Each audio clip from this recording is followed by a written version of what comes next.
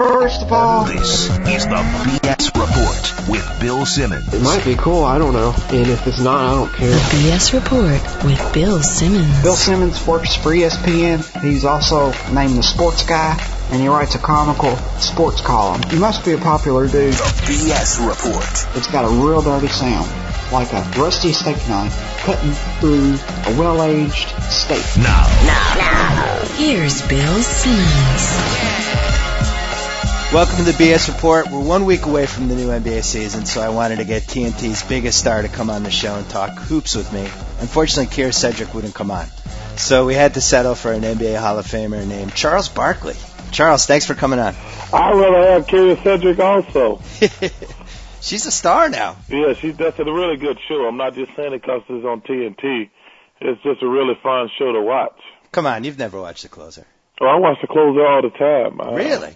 You know, I didn't watch it in the beginning, but we kept bumping into each other, a few of the guys on the show. Right.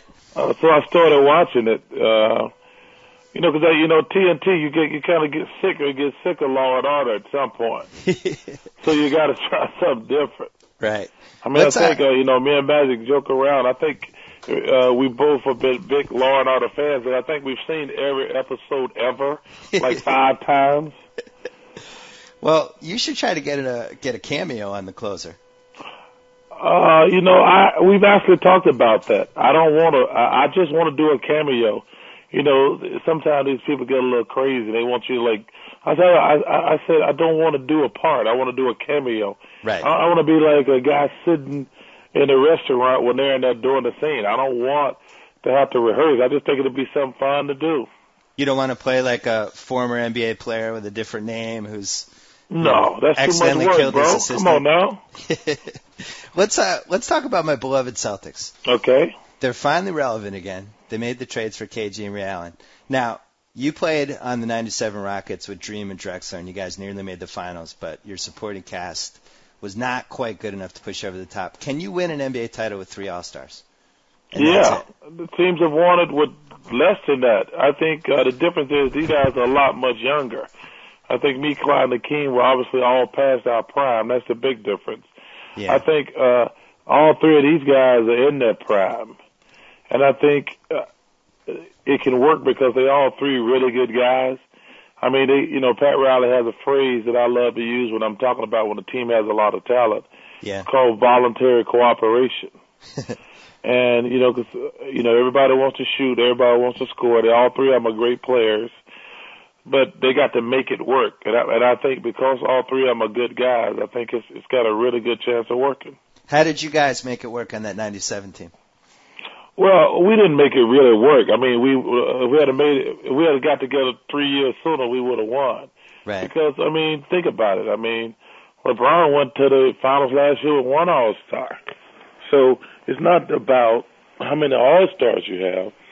I just think that they are much younger. And like I say, I think because they're good guys, I think it's going to work. But I think the East has really improved this year. Yeah. I think Detroit is going to be there. Chicago is going to be there. I think Miami will be there if both of those guys are healthy. Any sleepers? I think the Atlanta Hawks is my sleeper. I like them too. They got a lot of talent all of a sudden. I think they finally got the point guard they needed. I do. I like what they've been doing here the last few years. They had some good draft picks, but they kept missing the point guard. Yeah. And I like AC Law. So I think they got an outside chance of making the playoffs. You know what, though? When you pick in the top 7 for 47 straight years, you're eventually going to be good. Well, you should be. Yeah. But I tell you the thing that the team is going to fall off the face of the earth is probably going to be the Cleveland Cavaliers. I agree. I think that first of all, they got really lucky last year and everything fell into place. Yeah. And I think, New Jersey's going to be terrific also. Yeah. New Jersey's going to be terrific. At what point does Jason Kidd just start to slow down? Because now he's in his mid-30s. This is ridiculous. Well, I think the difference between Jason is he plays so smart. Yeah. I think a guy can be great longer if he plays below the rim and he's not relying strictly on talent. Right. I think Jason, first of all, he's not, he wins games with his brains and his passing. Yeah. So I think that's the difference between him and a guy who can jump over the gym. A guy who jump over the gym who loses his talent, he ain't going to be able to play. But a guy like Jason, who plays with his brains and passing the ball, he's going to be terrific a little bit longer. You made that adjustment probably about at the 2/3 stage of your career because, you know, people forget this now, but when you were in Philly, especially the first 4 or 5 years, you were just this physical force. And then near the end of your career, you became more of one of those below the rim. You were still a great rebounder. You figured out other ways to help your team. How hard is it to make that adjustment? Well, it depends on how smart you are. I mean, everybody can't make that adjustment. I think, you know, I was very fortunate. I think my mind really helped me a lot. I mean, because you can only survive on talent for so long. But I think my brain really helped me, obviously, late in my career. But it also helped me early in my career when I was really, really explosive. Yeah. But, hey, that monkey gets on your back at some point where you can't jump. And you're going to have to learn to play below the rim. And I was just very fortunate. Yeah, because some guys never, like somebody like Dominique Wilkins, when he lost it, it was just immediate. He was gone. That was it. Well, I think, you know, not just talking about Dominique. Anytime a guy loses his talent, if he not used to playing below the rim, it's going to be very difficult on him. Do you think it's easier, though, to extend your career into your late 30s because of all the stuff they have now and the Pilates and all this different weightlifting programs and the way guys take care of their body and they don't drink on the road and they don't eat the bad foods? Like, do you think you could have played into your early 40s if you hadn't had that injury? No, because my body, you know, I had already worn myself down in Philadelphia. Yeah. You know, when like, you know, KG, and if you're a KG or an Allen Iverson or somebody like that, I'm trying to think of somebody else. Kobe. Not Kobe. Kobe's never carried the load on a team before. You don't think the last 3 years counted? I do, but he didn't carry the team his first few years in the league. Right. I'm talking about when you're on a bad team and you're getting your brains beat in every night and you have to carry the team every single night. That's the difference. Yeah. You know, myself, KG, AI, it's a little bit different when you have to make every big play every night in every game. And the thing is, when you're playing basically 4 to 8 minutes a night, yeah, I think that's a little bit different. Well, you know, looking back at your Philly career, definitely the last 2 years, you know, the team just wasn't good. Was there a point that the situation really started affecting you? Because I feel like that's what's happening to Kobe right now. Well, I think the difference is, you know, Kobe, he could have handled the whole situation with Shaq a little bit differently, and they could have won a couple more. I think if you look at it realistically, they should have won more championships. Yes. Those are two of the guys, the greatest players that ever played this game. Yeah. For them to only win 3 championships, they probably underachieved. I agree. I think that whole era was a failure because, especially the 2001 team, which just, I think they lost like one playoff game, the second title they won, and it really seemed like they were going to win every title for the rest of the decade. And they should have. Yeah.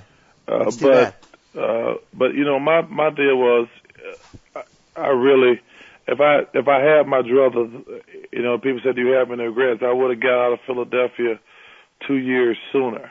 Right. You know, because, you know, I should have got out of there 2 years sooner because, you know, once you start playing like, you know, Kevin Garnett's in the same situation, AI, you know, they're on the downside of their career. They're still great players, yes. But what they were 5 or 6 years ago, they can't ever recapture that. But that's because I always tell people I was a much, much better player in Philly, but I just had more help when I got to Phoenix with Dan and KJ and those guys. Yeah, you got boned over for, what was it, the 1990 MVP? Yeah, definitely. Yeah, the one Magic they got from me. He should give that one to you during the show. You know, I always tell him that. Yeah, that was ridiculous because you had not a very good team, and I think you won like 47, 48 games. Well, the only thing that bugged me about that, to be honest with you, is I got all the first place votes. Yeah.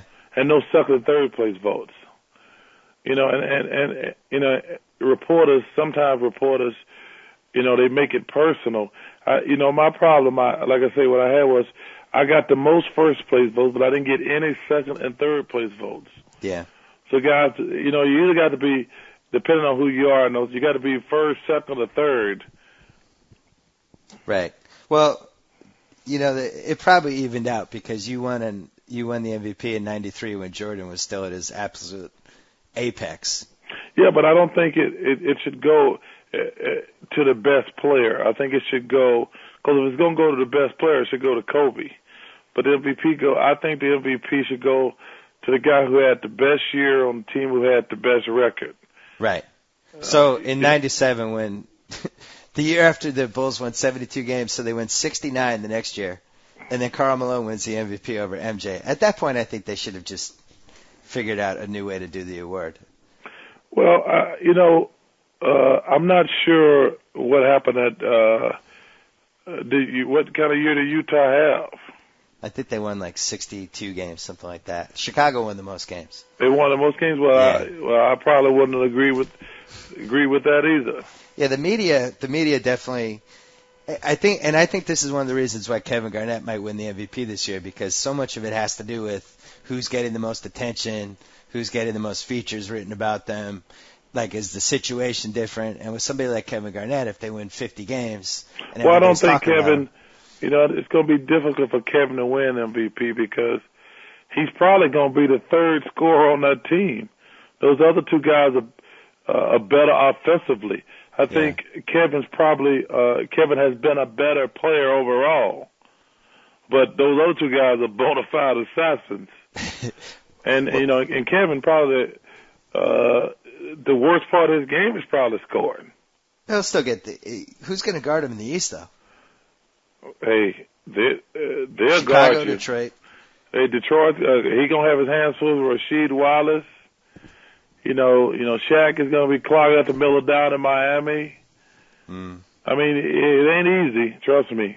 I was watching them against the Knicks the other night, and they had Zach Randolph and Eddie Curry in there, and I was thinking well, neither of these guys can guard Kevin Garnett, so this is gonna be good during the season. Yeah, but I tell you what, both of those guys can flat out score. Yeah. So it ain't gonna be no cakewalk. Hey, let me ask you this. Everyone's looking for reasons to pick against the Spurs again, which is just ridiculous to me. If they stay healthy, do you see any way that they don't repeat? Well, I think you got to wait and see. I think it's going to be, are they the favorite? Of course. I think the two things that surprised me, that Dallas didn't do anything and Cleveland didn't do anything. Yeah. And but I pretty much pick the Spurs every year. It's smart. Because they're the best defensive team. They got plenty of offense, but they're the best defensive team. That's why I pick them. Well, I actually wrote my magazine column about this. Really, the only reason not to pick somebody to repeat is if you think that the year after they're not going to try as hard or they're going to lose their focus or whatever.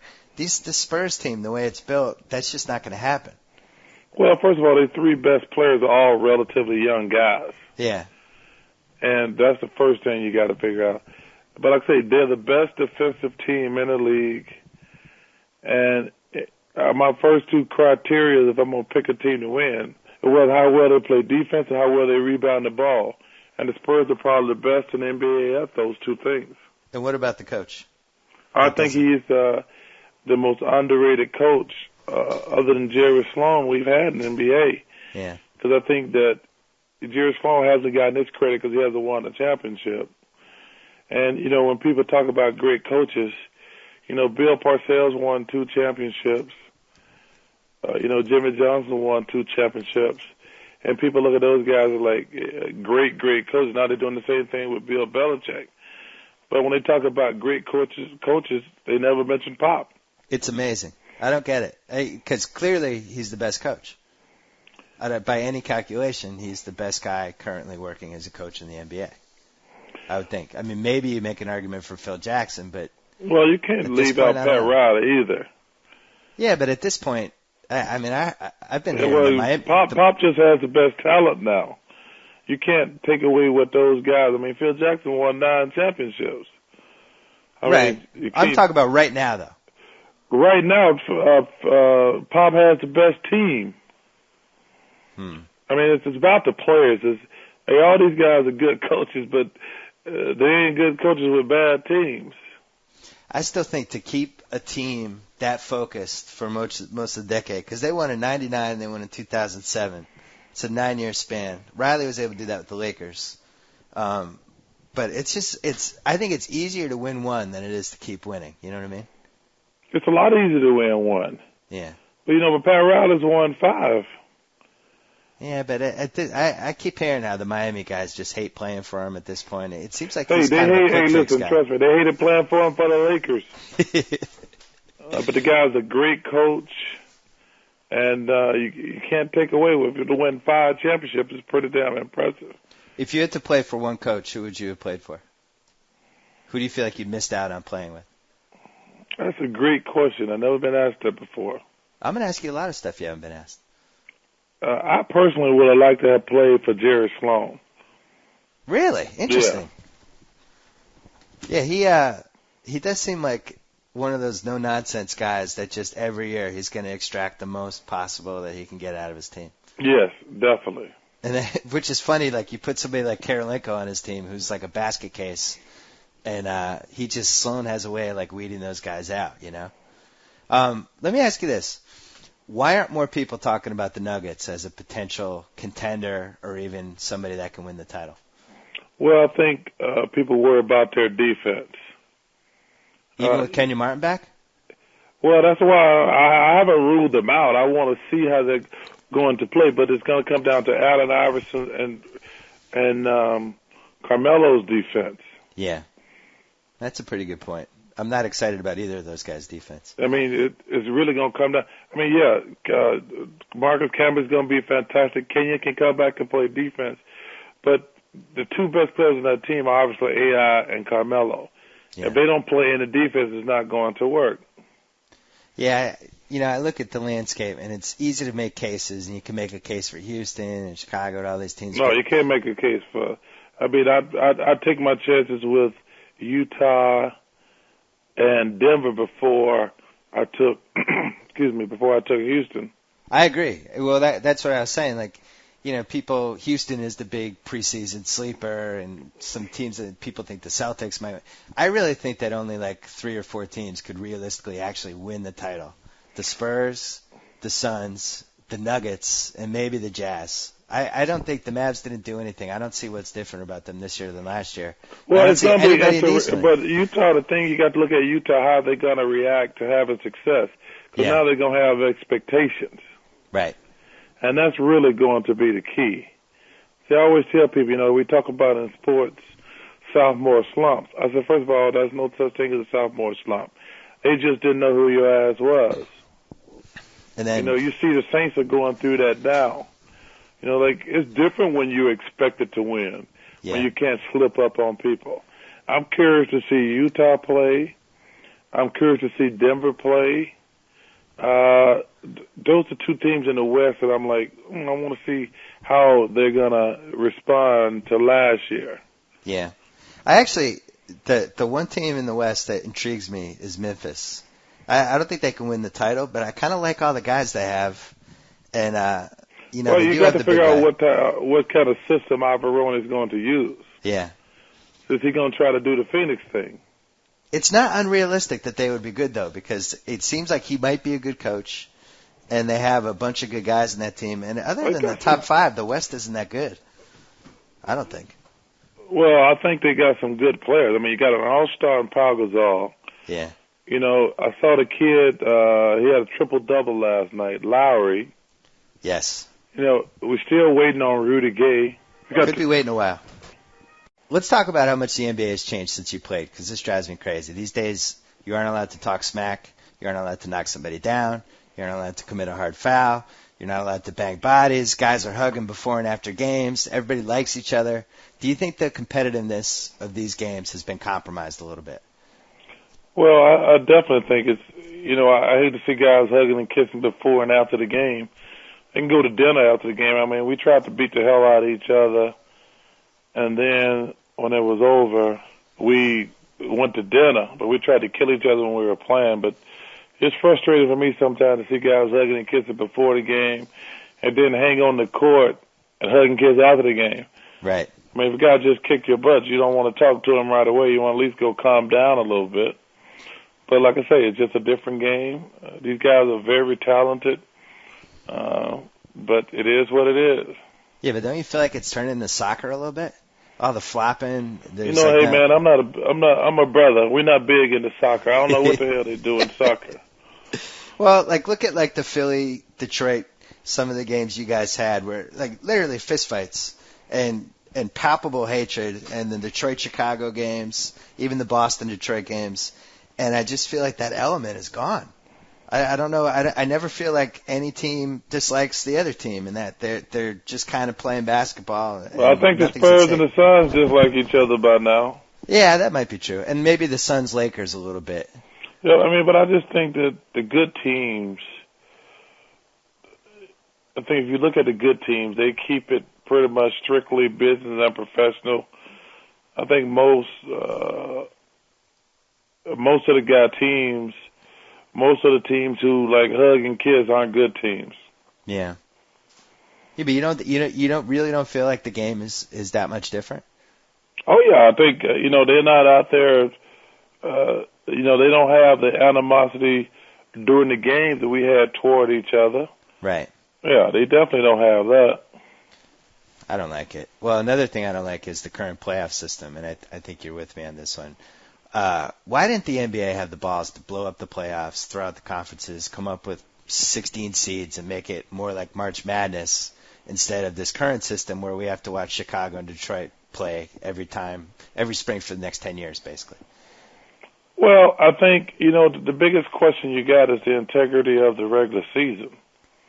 Yeah. I mean, you can't charge these fans a great amount of money for 82 games, then blow up the playoffs, and then get matchups people don't want to see. I mean, you got to make the regular season matter. That's the biggest thing. Well, how would you do that? I actually like the current playoff system. I actually like it. I don't see anything wrong with the playoff system. I'm actually, for the first time in a long time, excited about the NBA. As far as I think the teams on the bottom have really gotten a lot better. Right. Now, they contenders? No, they're not contenders. I always worry about the integrity of the game when there's so many bad teams. And for the last 10 years, there's been a lot of bad teams. Well, and then you get the tanking that goes on in the last month of the season, which is well, just they could. outrageous. I gave them a suggestion, and that could stop the tanking. What is it? Just give everybody the same number of balls. That's the only way to do it. You don't reward teams for losing, give them more balls. But every team in the lottery gets one ball or the same number of balls, however you want to do it. That's the way to do it. I'm on board, and I actually wrote the same thing. The reason they don't do that is the year that Weber went to the Magic, although they traded him, the year after they had gotten Shaq, and everybody kind of freaked out like this was some sort of terrible thing that had happened. But actually, what's so bad about having Shaq and Weber on the same team? Well, it depends on. They didn't want them in Orlando. I bet if they were going to New York. Yeah. That'd be the thing. If they were going to New York or L.A. or something, they wouldn't have complained. They just probably they didn't want those two great players down in Florida. Yeah. Do you feel like the league is not reacting fast enough to some of the problems that it has?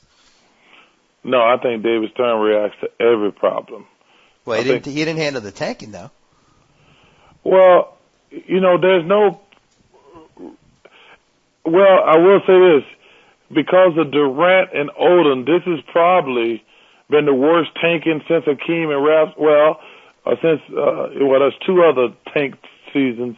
The David Robertson season. Yep. That was the worst ever. Right. And the Tim Duncan season was a tank job also. Hey, I went to those Celtic games that year because I was living in Boston, and we were playing Antoine Walker at center. Yeah, but that was this was the worst since then. Yeah.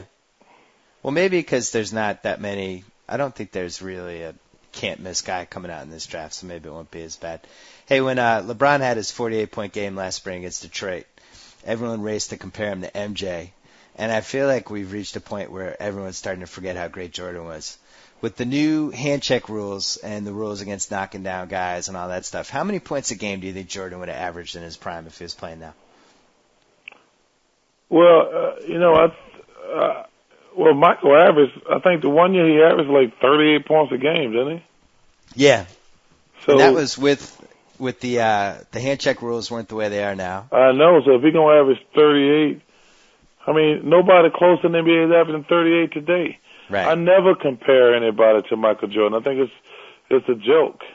I agree. I was just sitting there watching like, why in the world are they not taking the ball out of his hands? I was embarrassed, for them to sit there and let one guy score 28 points in a row, 29 points. He scored 29 out of 30. Somebody's got to make a play somewhere, don't they? Right, and then they fixed it in Game 6, and Daniel Gibson just destroyed him. Yeah, and it was too late then. Yeah, you're right. It was Game 5 that it would have been.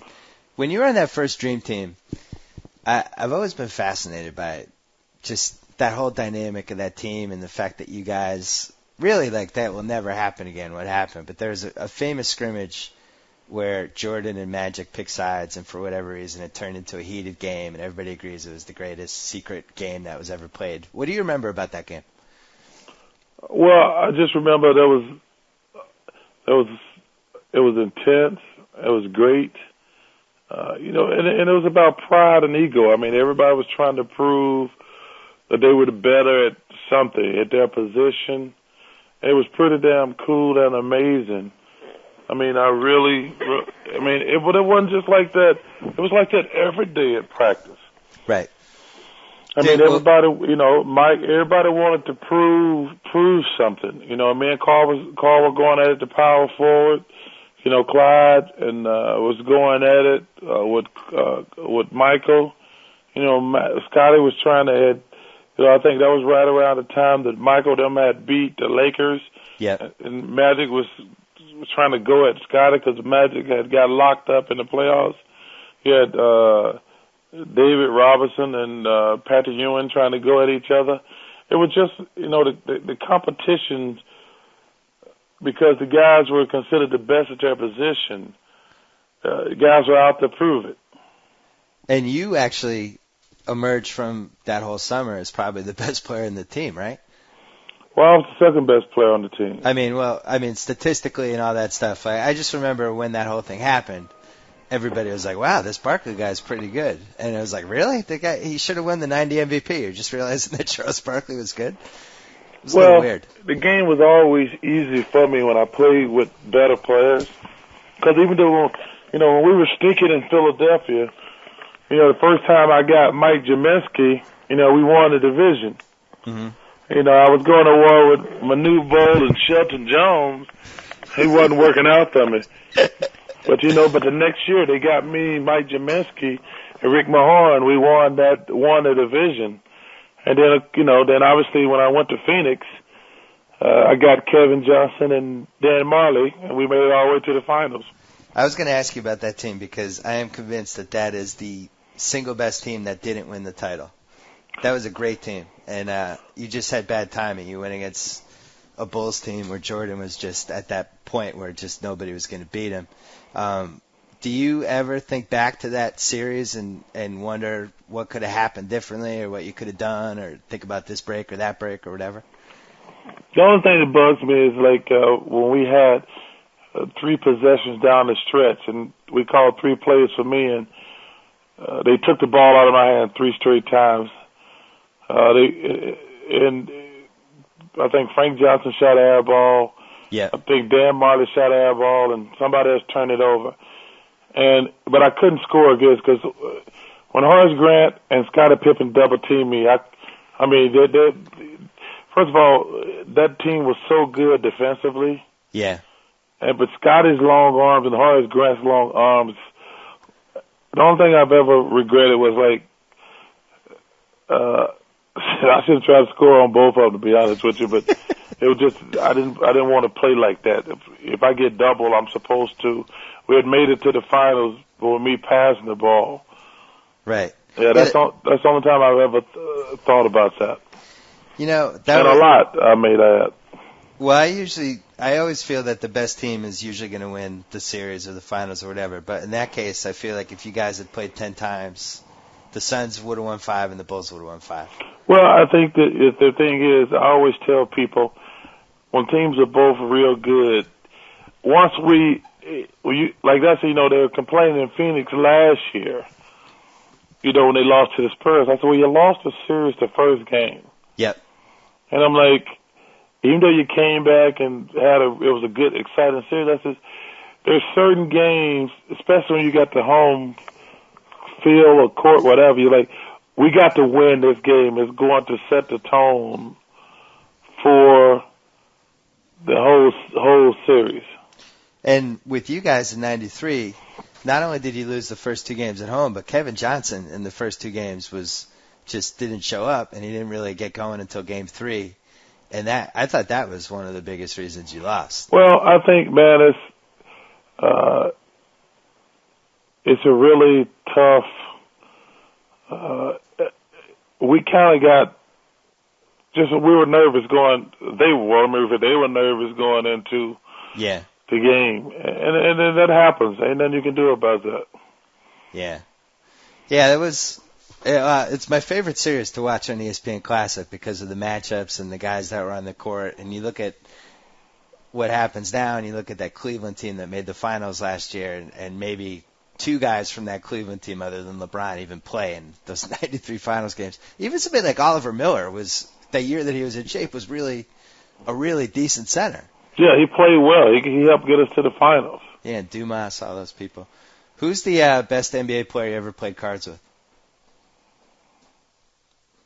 Best NBA player I ever played cards with. Man, I don't even know the answer to that question. We played cards so much. Come on, there's not one person that stands out? No, because you got to get good cards.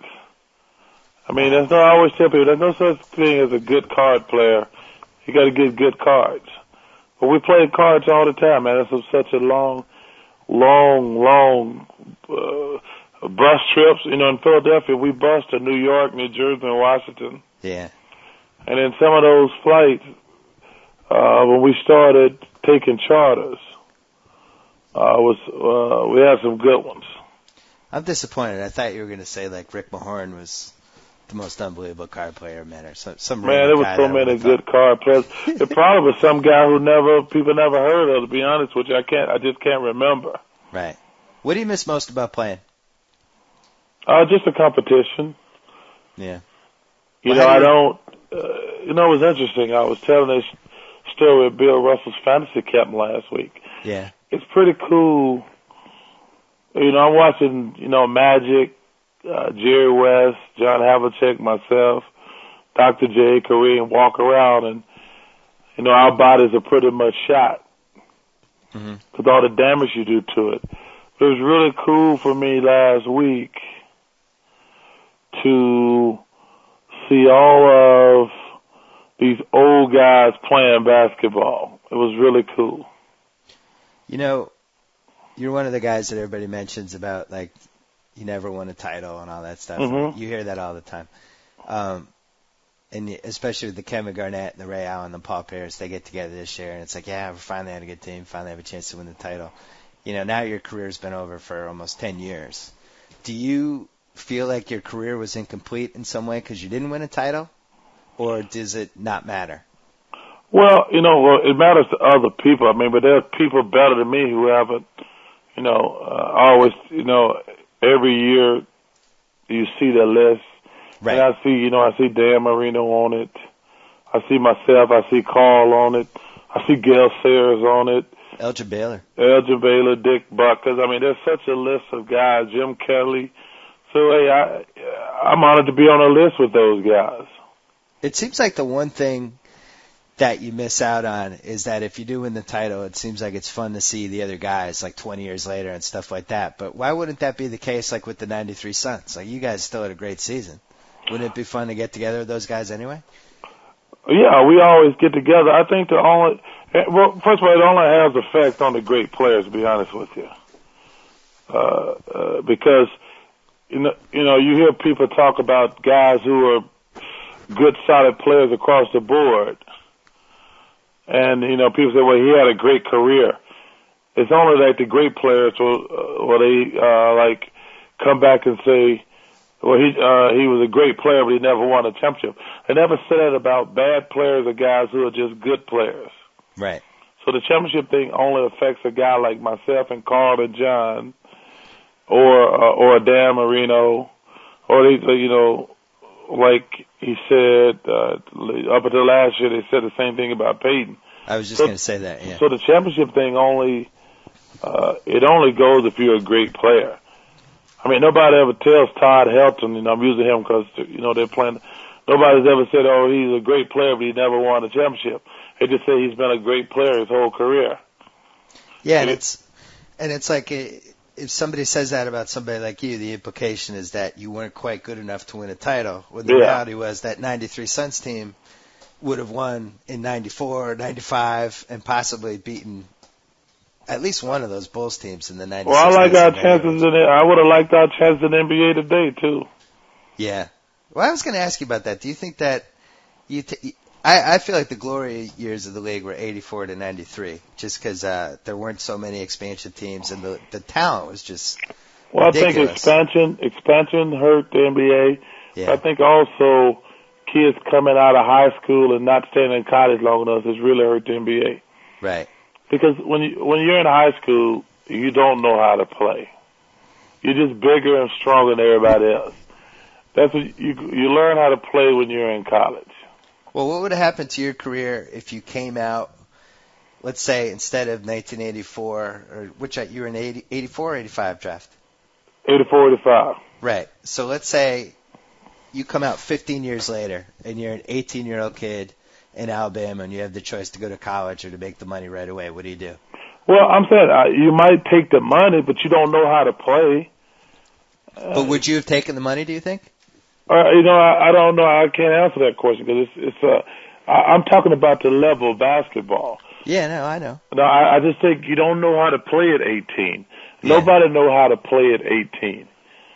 I mean, come on, you can't tell me all these guys who went pro were better than Magic Johnson, Larry Bird, Charles Barkley, Karl Malone. We probably could have went pro at 18 if it had been available, but we still wouldn't have known how to play.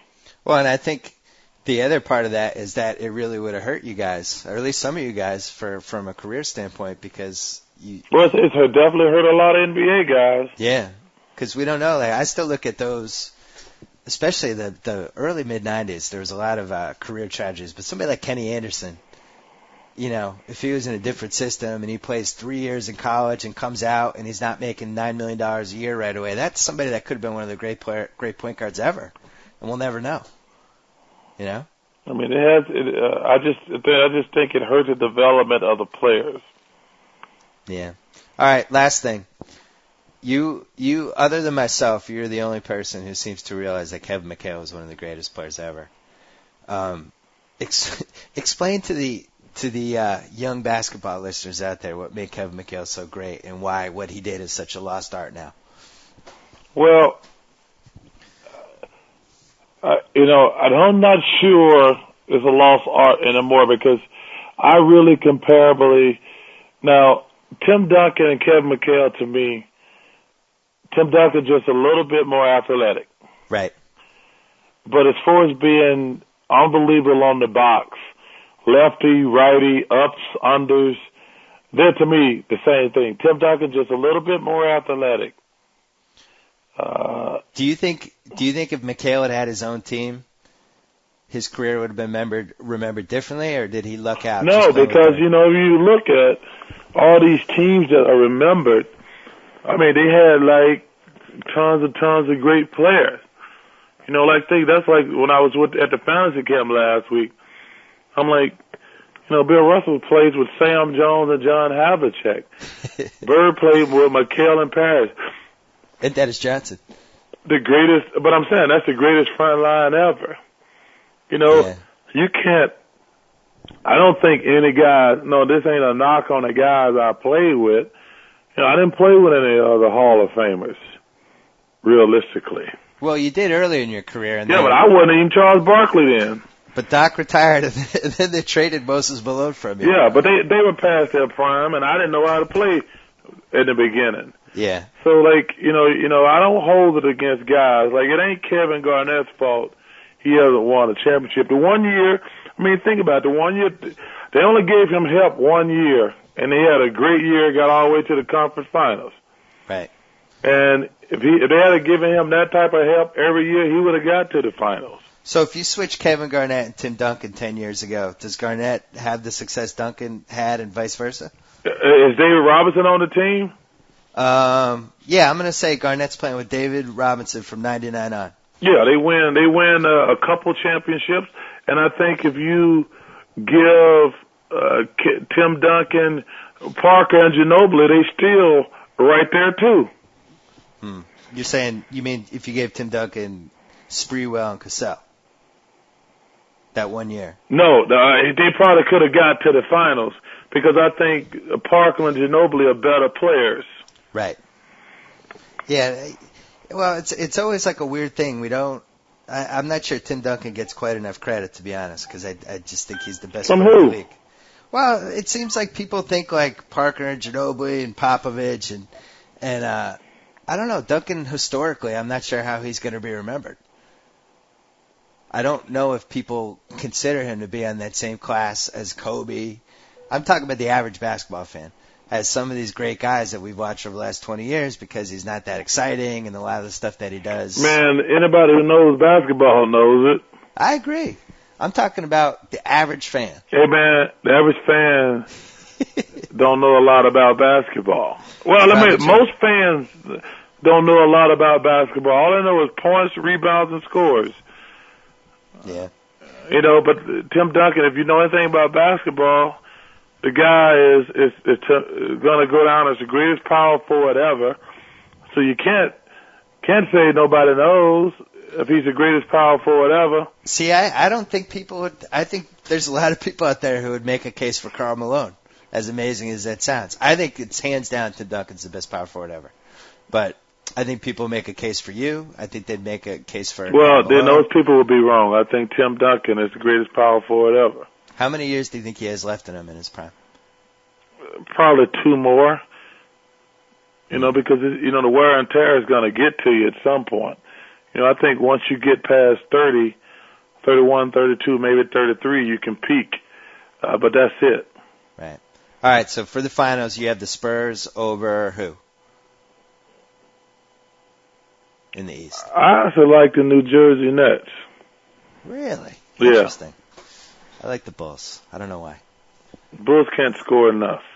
Man, I don't know why. I have no explanation. I just think that they're young and they're going to play defense and they still got to score. Yeah, you don't think Leo Dang? What now? You're not sold on Dang as I like Dang and I like Gordon, I like Howard, but that's only 60 points. Well, what if they get Kobe in January? Depends on what they give up to get Kobe. Yeah. Yeah. The other thing I think is going to be interesting is where Sam Cassell ends up, because he's going to get bought out in January. And if he ends up on a team like the Celtics, I think that transforms them a little bit. Possibly. No, it's going to be interesting because he's got to play at a faster pace. He's going to play with those 3 guys. Yeah, that's true. All right, Charles, thanks so much for coming on. We look forward to watching you on TNT with Kenny and Magic and Ernie all season. All right, my brother. I look forward to it. You be safe. All right, you too. So I get to sign off. Whoa! Thank you for downloading the BS Report with Bill Simmons. Too much fun. Check out more podcasts at the iTunes Music Store or at Pod Center at ESPNradio.com. Peace out.